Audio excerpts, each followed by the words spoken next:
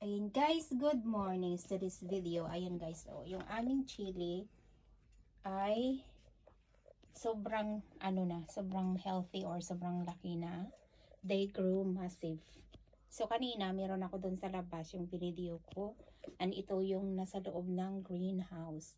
So pag alis ko galing dito sa England, hindi pa yan sila malalaki at wala pang mga bunga, and then now marami na siyang bunga, and then sabi ko nga gulayin ko yung mga dahon.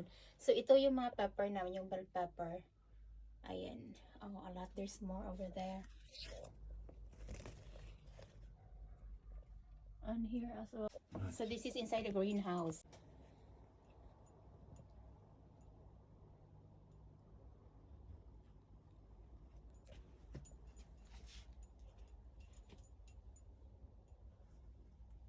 There you go. There's a lot.